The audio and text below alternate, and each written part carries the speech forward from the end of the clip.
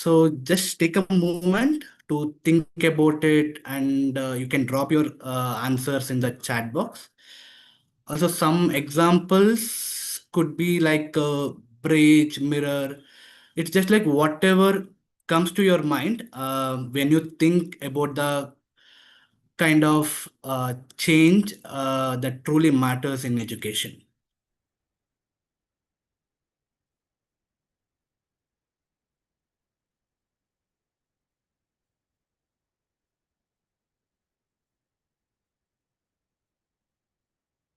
Yeah, so already we have posted the check-in questions on the chat box.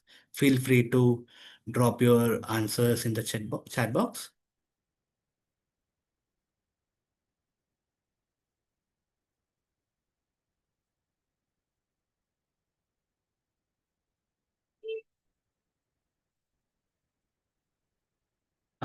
Yeah, I can see some response from Shilpi. According to me, impact is like the ripples on the water. That's nice to know.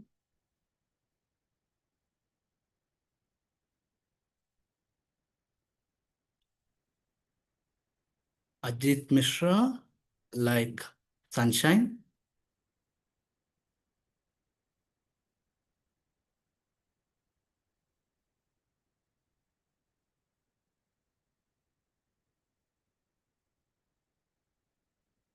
Pankaj mentioned its idol.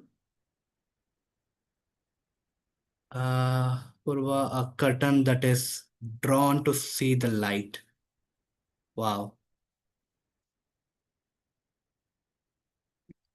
Uh, Katansha, it's like a mirror. Beautiful. Priyal, impact could be like a growing plant, and the system could be a farming practice. The soil lays some foundation, and farmer enable support. Keep coming.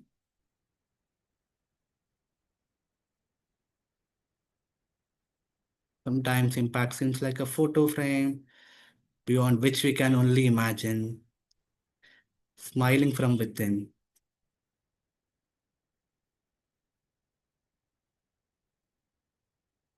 That's nice to know. Please feel free to add your responses. Also, those who have joined now, check-in question we have added in the chat box. You can feel free to add your responses there. Yeah, then the responses please keep coming.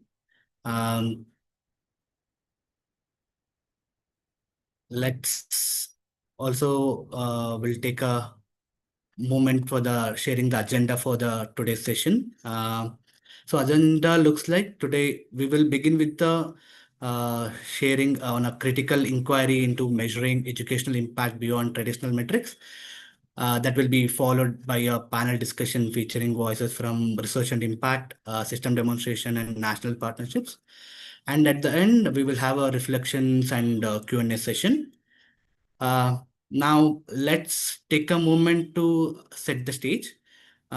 If you see across the world, education systems are being asked to transform in deep and lasting ways. So, while reforms are happening in many places, we still find that real systemic transformation is hard to achieve. So one reason might be that we continue to measure change in ways that don't fully capture what really matters to us. So today's session is about rethinking this. Together, we will ask how can we understand impact differently? How can we build more inclusive and sustainable ways of assessing transformation? So, to help us dive in, we will begin with Dr. Srihari Ravindranath, who will set the stage through examples and insights by sharing critical inquiry into measuring educational impact beyond traditional metrics. So, each session focuses on highlight the limitations of relying solely on enrollment figures, test scores, and standardized benchmarks to assess educational success. Also emphasize the importance of multi-actor, locally embedded partnerships that include educators, communities, researchers, and policymakers in shaping and sustaining change. So let me take a moment to introduce him. Dr. Srihari is the Director of Research and Impact at Dreamy Dream Bangalore. He's a passionate researcher and educator working at the intersection of social emotional learning, well-being, and education adversity. Srihari, over to you. Thank you. Thank you, Ravi. I hope I'm audible. Ravi, can you confirm? Yes. Thank you. Good evening, everyone. It's pretty exciting to see some of my colleagues, some of the participants who I'm familiar with, and some of the others who are curious to know more about what we can actually share. Thank you so much for joining. It's both a privilege and a responsibility to open a vital conversation, part of the Global Evaluation Initiative, ongoing effort to question, reflect, and reimagining how we evaluate change. And in today's session, beyond traditional metrics, measuring and sustaining impact in education and transformation, invite us to look beneath the surface of what numbers can tell behind the dashboards and reports, and into some of the complex relational and cultural realities of how impact truly unfolds and how change truly take root. That's probably what we are trying to do here.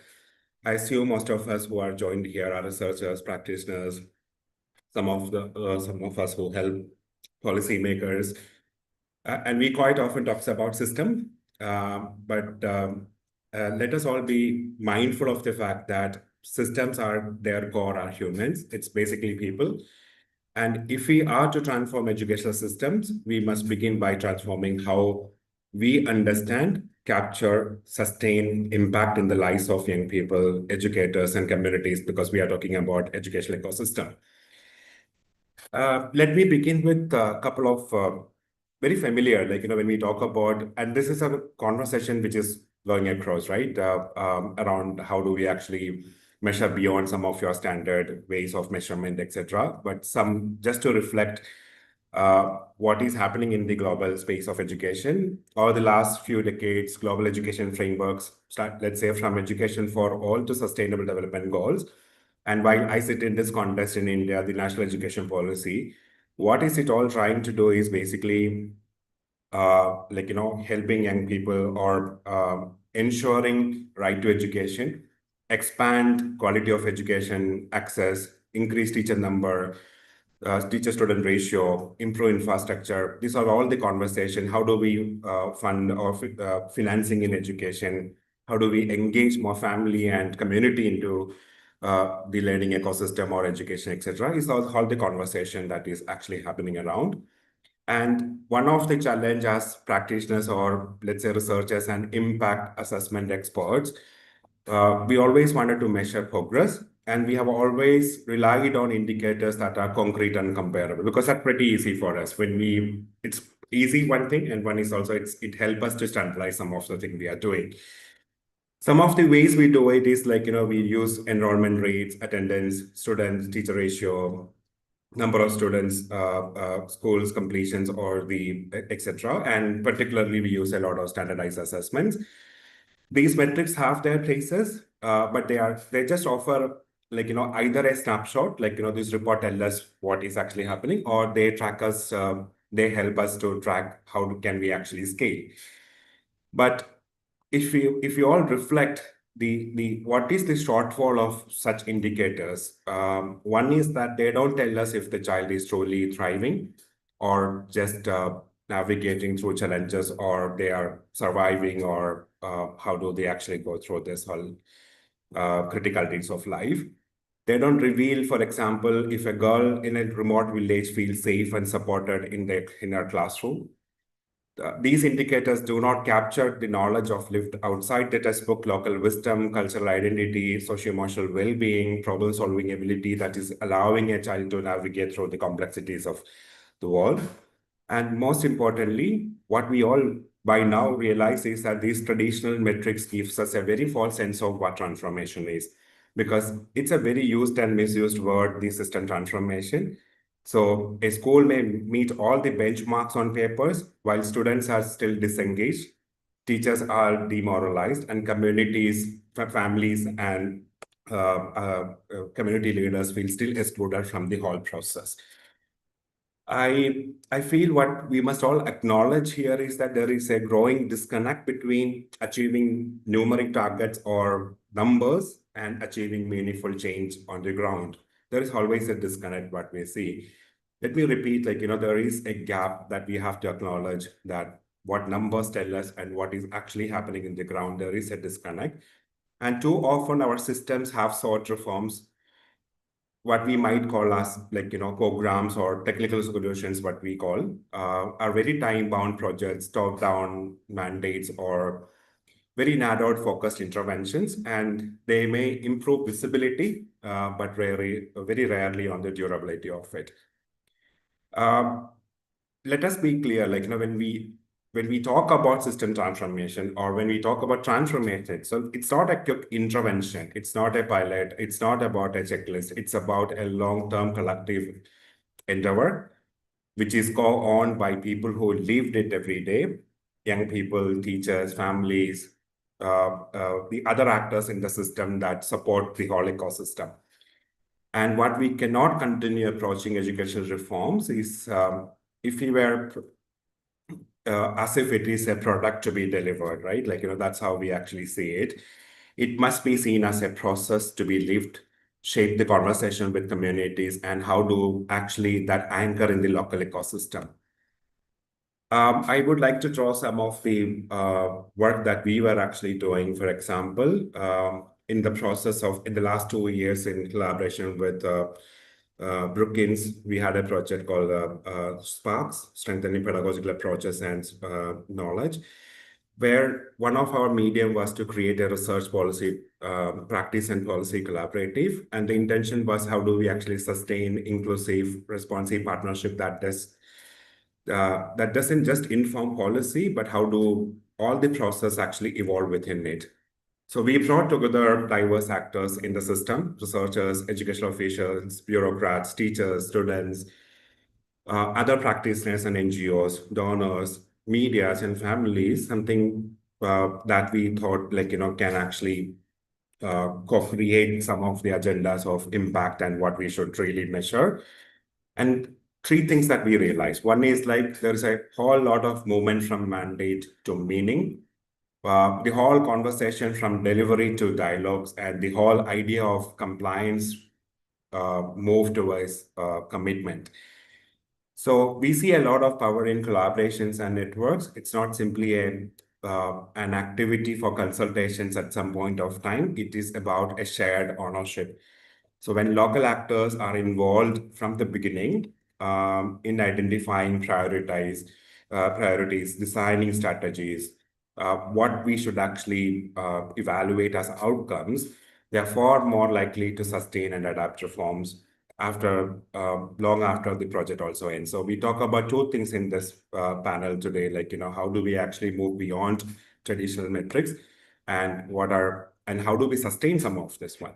So I would say, how do we engage multiple actors, such initiative, not merely approving an impact. So just to give an example, one of our evaluation of a curriculum to understand the efficacy of the program, when we actually moved from the usual process of getting the approval, do the data collection, do the analysis, come up with a report, the whole process was co-created, which help us to define what is the problem that we wanted to actually understand, what is the long-term impact that we wanted to actually get.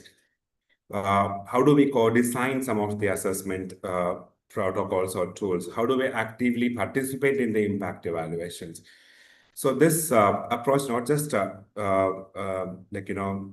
only surface nuances, but also locally grounded insights or foster ownership and leadership within the system.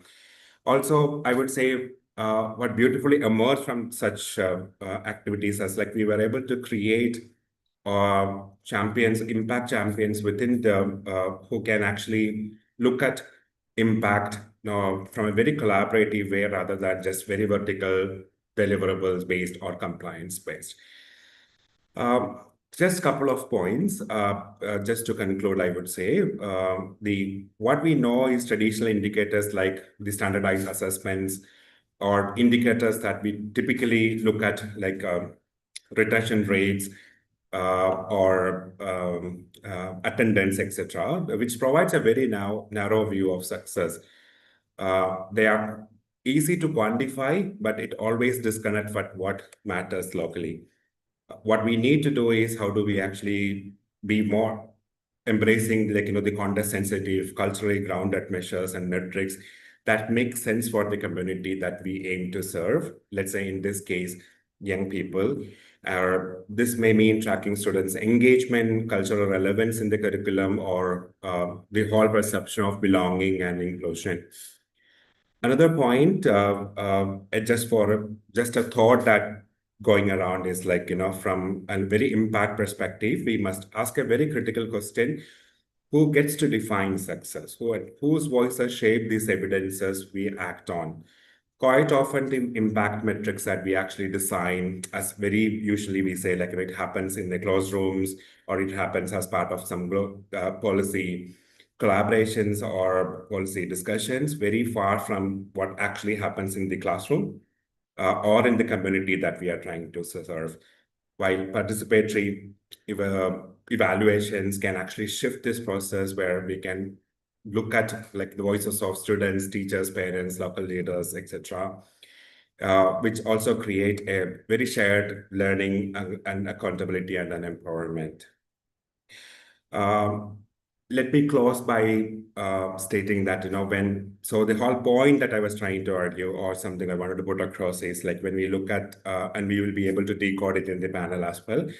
So how we shift from traditional metrics that is more useful and looking at from a very collaborative way, inviting different actors in the system to, from the beginning itself, is one of the way we can actually look at what meaningfully we can actually measure, and also how this impact can actually sustain from just beyond the reports and metrics, and how that actually impacting people. So the way forward is not about abandoning what the traditional metrics are, but how do we actually expand them beyond the business as usual, the baseline and lines, towards more impact paradigms that capture the empowerment of educators, how young people thrive, the trust in communities, and the resilience of the system. So as a researcher, I will always say, like, this is not a very ideal research case scenario. It's more like a moral imperative, like, because education at its core is all about enabling young people to thrive in a complex, dynamic, interconnected world, or in this AI technology world. And I wish in this panel we can able to challenge some of these assumptions. Some of the experts can talk about their shared wisdoms, and let's see how we can actually relook into the way we are measuring what truly matters. Thank you. Thank you, everyone. And over to you, Ravi. Thank you so much, Srihari. It's really insightful presentation, and the sharing you are shared from the project we have engaged. And it's not only like you have helped us see what the impact is, not just about outputs or outcomes. It's about deeper stories, systems, and relationships, and what really matters for thriving. Thank you so much for sharing that. Now, yes, we'll move on to our panel discussion. Let me also take a moment to introduce our panelists who are bringing the rich and diverse perspectives to this conversations. So here we have Mr. Pankaj. So he leads the system demonstration team in the North Hub for Delhi, Uttarakhand, and Punjab at Dream a Dream. Pankaj has extensively worked in education, from implementing grassroots level innovation for young people to collaborating with government stakeholders on improving the quality of education, building teachers. So next we have Ms. Shilpi. She's a senior program associate with the research and impact team at Dream a Dream. Her interest areas include social and emotional learning, relational dynamics, and systemic thinking in education. Shilpi is also like masters in arts and aesthetics from Jawaharlal Nehru University, Delhi. Also, next we have Sneha. She's a senior program associate with the national partnerships at Dream a Dream. With over 8 years of experience in the development sector, Sneha has worked extensively across gender, child rights, and school education.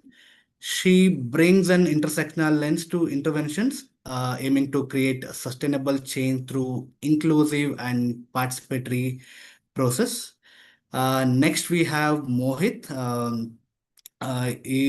Is the state lead with that system demonstration in Jharkhand at Dream a Dream.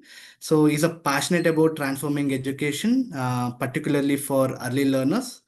Again, Dream a Dream Mohit currently leads collaborative efforts along with the consortium of partners to support the SCL initiative called Project Sampurna, Ashjohar, enabling whole child development for schools in Jharkhand. Um, so again, let's start. Again, here, as I said, here we will hear multiple perspectives from research, system demonstration, national partnerships on how to measure and sustain impact differently. Let's start discussing about the collaborative engagement in educational system. Um, so as we see, there are ongoing efforts across the education system to implement reforms that support holistic and quality learning for all children and young people. So we'll start with Mohit. Given these efforts, how have partnerships across different stakeholders, such as teachers, government, community, helped to move the system forward? Yeah. Thank you. Thank you, Ravi. I hope I am audible. Yes, Mohit. So, yes, I think, thank you for your question. When I am thinking around this question, I have multiple thoughts, and these thoughts are coming because of the interaction that I had with this multiple partner in the work that I do in at Dream a Dream. So it won't be just my thought, it would be just shared understanding in the system level as well as in the collaboration that we work in. Just you mentioned Project Sampurna Hasjuhar. What I sense when I interact with our government partner, our NGO partner, as well as knowledge partner and communities, as well as the practitioners. When I say practitioner, these are teachers and trainers who like involved in the in all these activity at the ground level.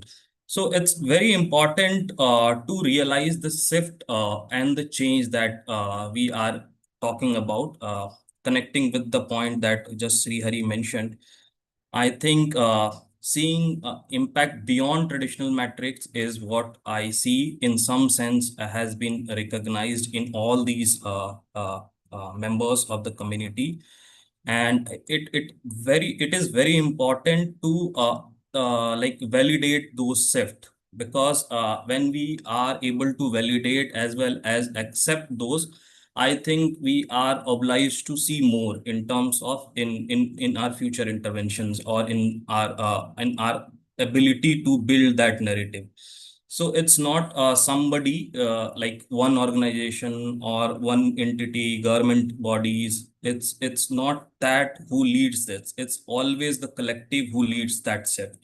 So that is very important, and I am sensing that happening in areas where we are working. So that would be my uh, sharing for that. Yeah. Thank you, Mohit. Again, as you are bringing this from the ground insights and also the state intervention, what we are doing, it's more insightful to to understand how this we are also the state government is also the engagement we are working. So let's hear from Pankaj. Pankaj, like what does effective collaboration look like in a large scale implementation context? So were there moments where collaboration truly shifted the system's thinking or deepened the reform? Yeah, thank you, Ravi. And as per what I get from Srihari and Mohit, and based on my experience in Dream and in other organizations. So, in terms of collaboration, it's what I feel it's a very important aspect, and without collaboration, we can't proceed. Yeah. But to think, starting from that layer, that to think on a perspective of policymakers, the people who are in power, that start from there. But the shift we have to observe that now it has come that policymakers are also looking for that kind of collaboration, because a program earlier which is being implemented, a policy is designed and implemented without taking the concern or without going through the research what exactly the need of our is and what exactly the practitioners or the educators who are going to implement that program, without getting their voices that is implemented. The repercussion we have seen that many programs came and not withstand or not continued for long. Now, what I'm seeing that the role of collaboration is getting deeper by the days. Instead, when a program is being, when a policy is being designed, the role of research, how research is going to support, what is the need of the hour, how we are taking the target group, what are their needs. And the most important thing, what I have observed within last 2 or 3 years, while going through the program like Happiness Curriculum or Anandam Paticharya or whatever any program we are going on. So thing is that the voices from the ground level, the teachers or educators who are implementing those programs at the ground level in the classroom, or the children for whom the programs are going on here. We want just to check whether the needs of the children are being met or not. Are we getting that point or not? Is that the needs are getting met or not? The people who are implementing, or the teachers or the educators at the classroom level, what are the challenges they are facing? And challenges not only in terms of what that, suppose we have a 50 people classroom and we are working on them, then the first 20 or 15 students are well enough to understand everything. The rest of the 20 people are also average student, but the people who are living behind are the last 15 or 10 students who are consistently living behind. So how we are coming up for those children, and that voices need to be come up from that children or the teachers to the policymakers. And once the policymakers use those voices to devise their plan or the policies and keeping the intent intact and making it a voice, making the policy in the voice that teachers accept, the students understands, that is going to impact the system. So keeping all these in our mind, the role of collaboration gets important. So my take is that through the programs which I am going through and understanding the challenges, everyday challenges of the program for the success of that program, I feel that collaboration plays a pivotal role, and it should be, means the policy need to be designed within with the voices of the ground level executors and the beneficiaries. So that's my sharing. Yeah. Thank you, Pankaj. As I see how the education system is also where this curiosity thrives in a space of openness and joy. And thank you for sharing the intervention from the Happiness or Anandam Bhattacharya. It's really helpful to know. Moving to next, as we know that education is complex and measuring its impact is not always straightforward. So Shilpi, would you like to start from a research and systems lens? What emerging or alternative metrics help us capture transformation more fully? Sure. Thank you, Ravi. I hope I'm audible for everybody. So I think from a systems lens, we need to first understand let me start with the example of Dream a Dream and our theory of change, right? So our theory of change is centered around the young people's thriving and ensuring that enabling them to maximize their full potential so that in a space which is built on empathetic connections, it's built on in a system which is equitable, inclusive. And when we talk from a research lens about this kind of a system that we want to achieve, for that, the metric may not be as simplistic as enrollment in the classroom or how many number of teachers are getting trained in a particular intervention. And that is where I think the difference arises between what we understand as impact metric and what we see as a program's outcome. While I think that's what we've been discussing so far as well, that there is this understanding that we need to have between impact is something that needs to be seen at a larger substantial time, right? So we need to be mindful of that aspect. So this means moving beyond looking at impact through the lens of quality, cost, efficiency, speed. Like these are some things in which we look at impact. But perhaps what we are looking at really is outcome of a small programmatic technical solution. But at a deeper level, there is a second level of impact that we need to understand, which I think that we've been talking about, the behavioral change or the mindset shift that is happening with among stakeholders. And that can happen when a system's lens is applied to the understanding of impact, which means that it's not just about our students' life skills improving on a scale, but also about are the pedagogical practices improving? Is the well-being of the teachers being taken care of? So those are some emerging metrics that you see that sort of build up to that change. So that's my 2 cents. Thank you, Shilpi. Thank you for bringing from the research and impact perspective. We'll hear from Mohit also from the school system level. So what kind of indicators beyond numbers have been meaningful in your own reflections like day to day? Yes. So when I see this topic beyond metrics, I think the foremost important thing which comes to my mind, and when I hear a lot of words coming out of the field, so it is the amount of agency or the ownership that we are able to build in the entire ecosystem.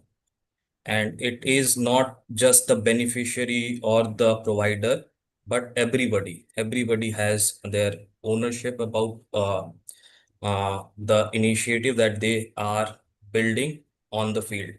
Also comparing with all the initiative that has been taken in the past, like CCE, continuous and comprehensive evaluation.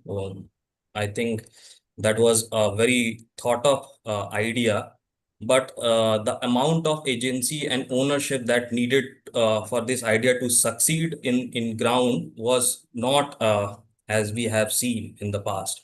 So that shift has to happen first to see that impact to be visualized from all the lenses from the lenses of all the beneficiary and stakeholder.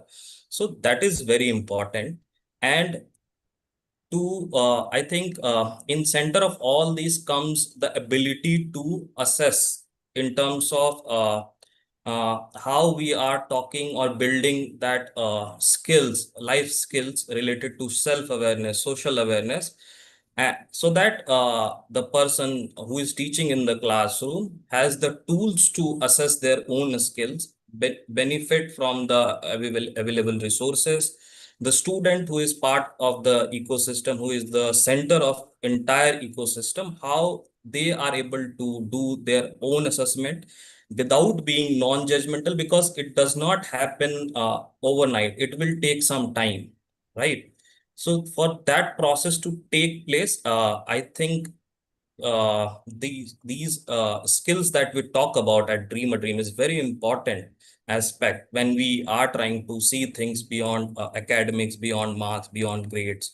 So that skills need to be taken care of by the system, and it is happening.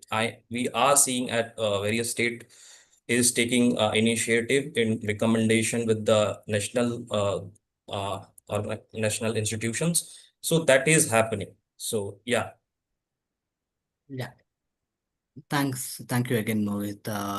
Again, it's very important to know from the ground and from the school system level, and it's also, as you're also working with the school system and the intervention being implemented.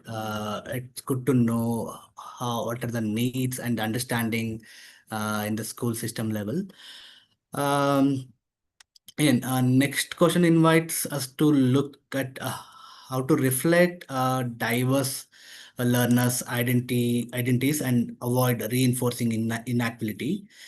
So let's hear from Sneha. Sneha, since she's working also in national partnership, so engaging with partners like CBSE and NCRT, how can measurements approaches account for intersectionality, especially for learners marginalized by gender, caste, class, disability, or language? Yeah. Thank you, Ravi, for asking that question. And I would begin to say that I totally resonate with what my co-panelists have already said, that we really need to bring that mindset shift. That is something that I totally agree to.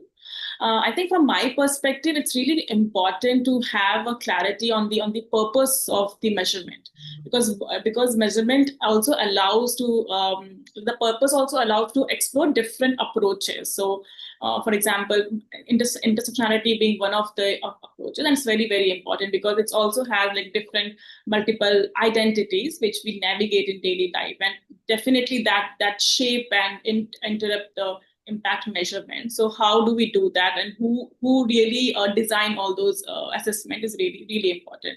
So I think in the education system, we do talk about assessment all the time. So what is the outcome of the intervention that has happened in the past? So I feel it's really important to understand the approach. And if I would mention National Curriculum Framework, that also talks about different approaches to assessment.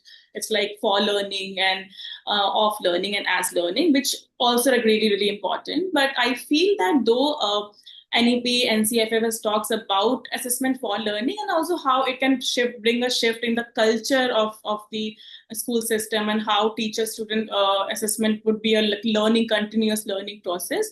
But I feel that it's also important that and also challenging to really accommodate students from different diversity, which is really important. Though we have policies in place, but how that turns in the classroom is really important. And for that, we really need to have that kind of the lens to have lens to really understand and accommodate all different kinds of diversities that we come across. So I think that so one of the things that I feel, and to my experience while working with government agencies, I feel that if the lens gets changed, the tools can be developed. So it doesn't really matter that like which tool we are using, but what matters is what is the lens, and that lens really need to change.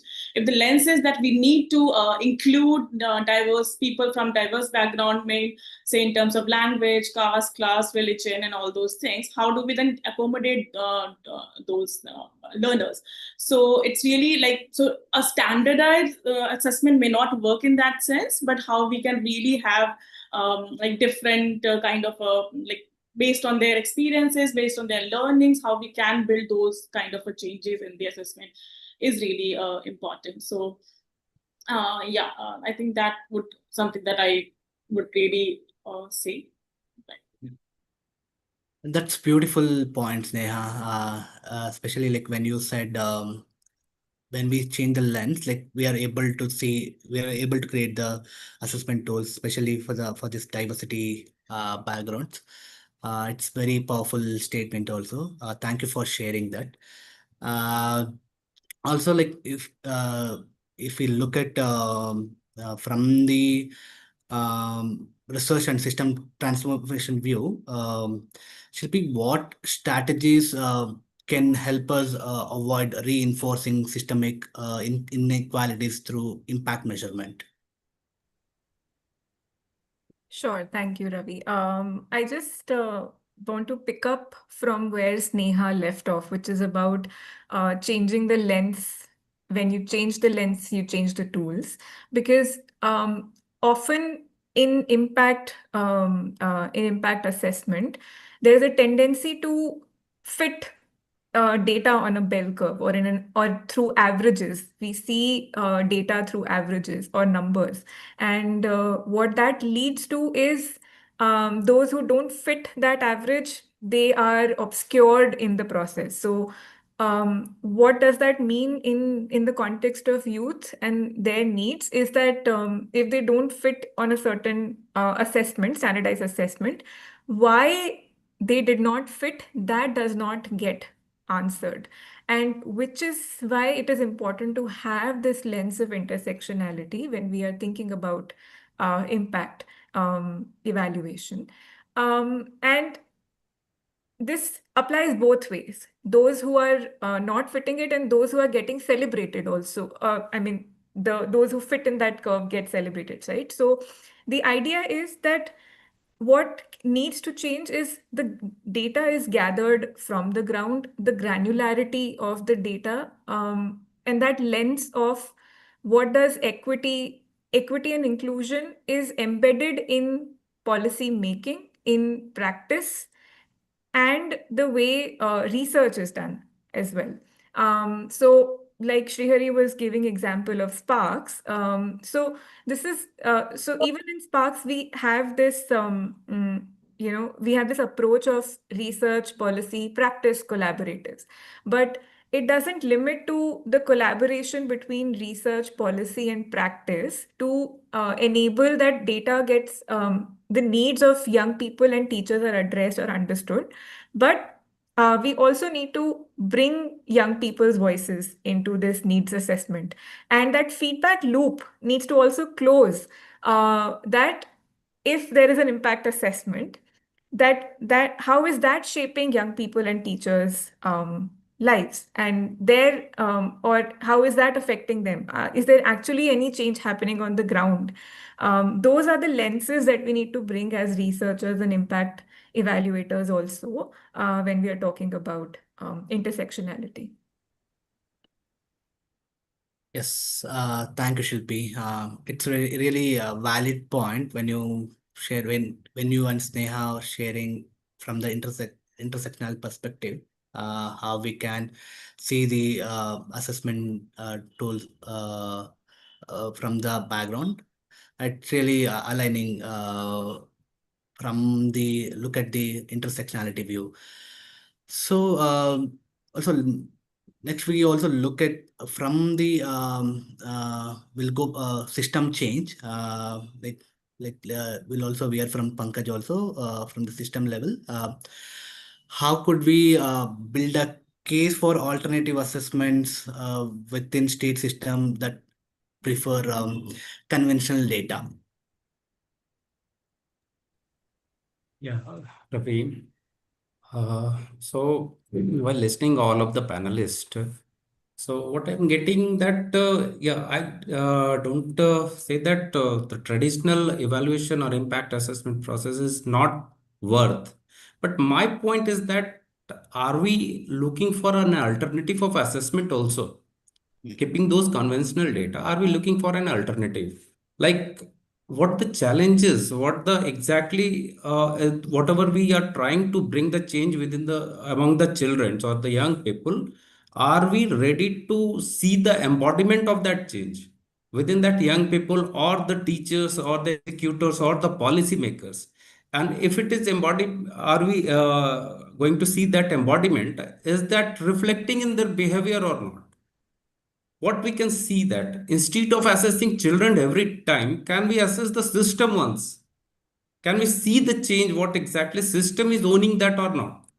So from my point of view, instead of looking after the changes or bringing a short project program kind of thing, when we talk about the holistic development or the thriving kind of thing, we can't limit it to a project or a certain time interval. We'll have to wait for the change. We'll have to see the change gradually and very slowly. And if we are ready to see that change as on a slow path or on a slow track, we'll have to wait for that. We can wait for that change in the behavior also. And what we feel, what as per my experience with the programs I was involved in, Uttarakhand or Delhi. So what I see that change is very, very, very slow in terms of behavior change. But what I also observed, the change translate easily if behavior of the executor or the teacher changes. If the teacher owns or the system owns the people in the system owns that part, and it is reflected in their behavior, they easily translate to the target group or the young people. So making it a process or a time bound process, I don't think it's a very justifiable to say that it is changing or within a time frame that impact is going. But keeping those conventional data intact, we'll have to look for some alternative assessment also. That may be the observation kind of thing. So we can evaluate system also. How system is thinking on that? Is that really seriously thinking of the change or not? Is it reflecting in their behavior or not? If the system is ready to, I will not say losing the power, but they are ready to use their power in a positive manner or not? Are they ready for the facilitative leadership or not? So we'll have to look after all these points also. Yeah. Thank you, Pankaj. As you say, like how this systems also looking the beyond the conventional data. I think the points you have covered, it's really, I think it should be thoughtful.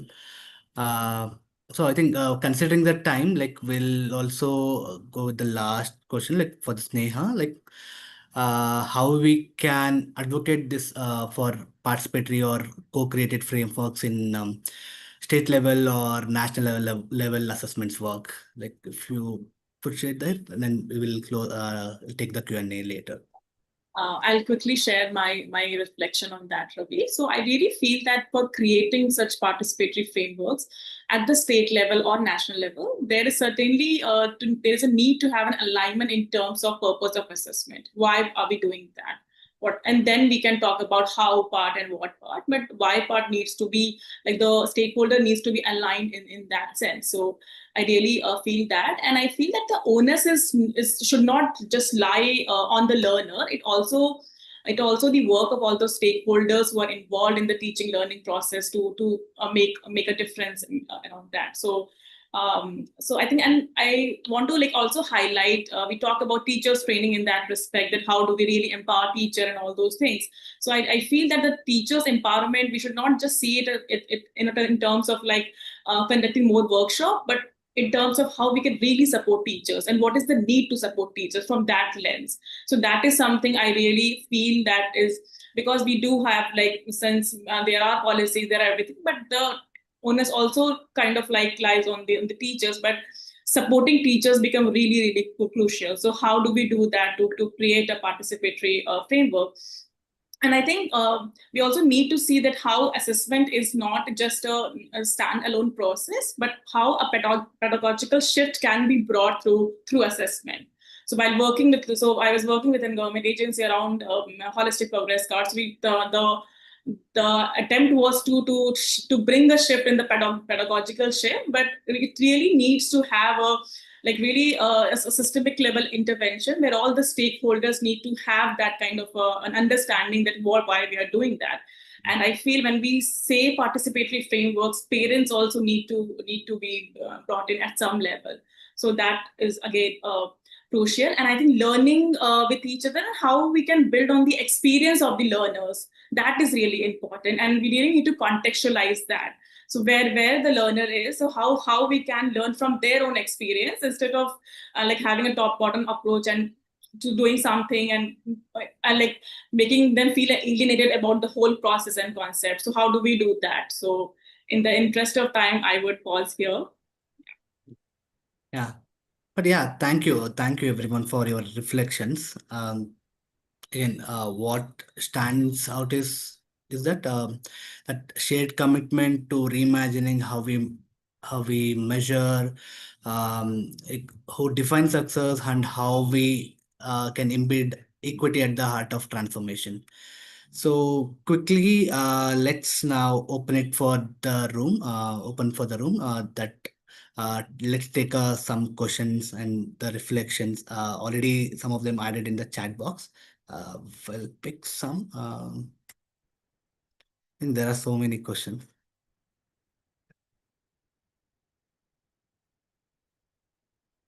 So I think we'll take from the beginning from Katan. Like there's a question under NAP. Mumbai colleges have come up with the on-job training program, which is an alternative to the field research project. But faculties faced confusion as to how to assess the different types and roles of job reports students submitted with a common grade school. So they've asked any views on this. Shilpi, like since it's the research impact, like would you like to address this? Happy to share a few, like just my views on it, and something that I recently heard in a very interesting panel about how grades can be degrading in a way. And in higher education, I think it becomes important to, like what we've been talking about, right? The systemic lens to policies coming to implementation, so that that gap is bridged between what policies and programs are coming in and how much time is given for teachers to sort of bring in that change. However, that gap is there, like Sneha was also talking about, between assessment for learning and assessment of learning. At times, these grades will not be able to give feedback to the learners. So, and that remains the case with school-based education as well, and the kind of exams that we still focus on, despite the fact that we have throughout the year assessments or formative assessments. So I'll keep it short. Maybe we can have the next question. Yeah, thanks, Shilpi. And we can take one more questions also from Priyal. So how do you address efficacy of self-evaluation and bias while recording assessments across different age groups, keeping in mind the mindset of learners being competition driven? Yeah, it's open question. Anyone?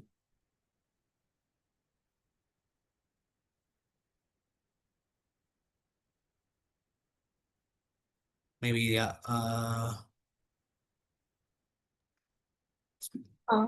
Yeah. Yeah.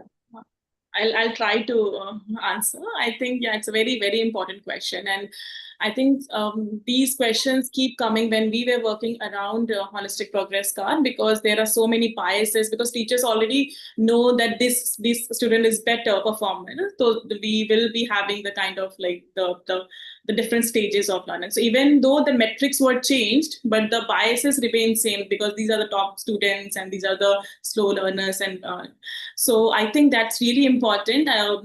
But I feel it's really having, because I think we also have like tools developed when we say that. So examination or a assessment is not just a like one day thing. It's a continuous learning process. So it's not so if we see it in a one time thing and not just like a continuous process, then it becomes problematic. So even if we use any tools like observations, projects, collection of artifacts, and all those things that are already mentioned in the curriculum, so maybe that would also help them. And also, I think it's also gets evolved throughout the process of time. So teacher also need to reflect what works and what would not work in the long term. And again, it really needs to contextualize, I would say. Yeah. Yeah. Thank you, Sneha. and we'll take the last question. That is, except for few proactive states in India, is the current system ready for a scale implementation of ACL focus initiatives? If yes, for which age group it would require having a clear system level implementation frameworks, provisioning of human resources, budgets, incorporating monitoring metrics in state reports. So what is the major current gap and how we can address it? I think it's maybe Pankaj or Mohit can, from the state perspective, can address this. Yeah. I would like to go first and then Pankaj will chip in. So I think what I sense is there are many interventions. Like if I can, I'm not going to take names, but if we go and find, there are multiple states who is on their own trying to create SEL based programs, and for which age group I think mostly the openness is about from 1 to or from LKG preparatory stage to up to 8th grade. And based on the recommendation of NEP also, there are 6 to 8 most state government is trying to look after that age group. I'm talking about the class. You can assume the age group as well. So that is happening, and there is also budgetary provision in the state level in their own PAB. If you go find out at the Ministry of Ministry of Education department, you will find in some state they have separately kept budget for these kind of intervention. You have to be a bit more in terms of what I can say, a detective to know at what header they are going it, because it's not very much explicitly mentioned, but there are provisions at the PAB level from both the center and state who is investing in this kind of snake initiative, because they are seeing that shift in their children, in their teachers. So maybe because of the demonstration that has happened, there is that shift that is uh, that is happening at multiple states. Yeah. Thank you, Mohit. I think considering the time, so we can also share your questions and reflections to the research email ID, which we are putting on the chat box. And we are happy to reach out to you individually, and we can connect and we can talk, we can discuss in further also. By this, I just wanted to close this, giving the summary. Like again, as everyone mentioned, like again, the collaboration, as we mentioned, collaboration across sectors is not just helpful, like it's essential to long-term impact. So we need to move beyond the standard scores and start valuing student agency, well-being, and equity. So again, intersectionality must shape both what we measure and how we measure it.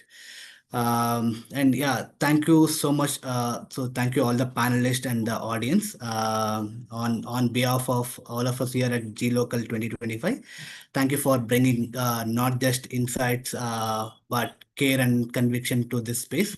So maybe continue to create systems where impact is not imposed but emerges from the relationships, stories, and voices we hold. So thank you for showing up and with such heart and insight. Let's keep imagining and building systems where impact is human, inclusive, and transformative. Thank you so much, everyone.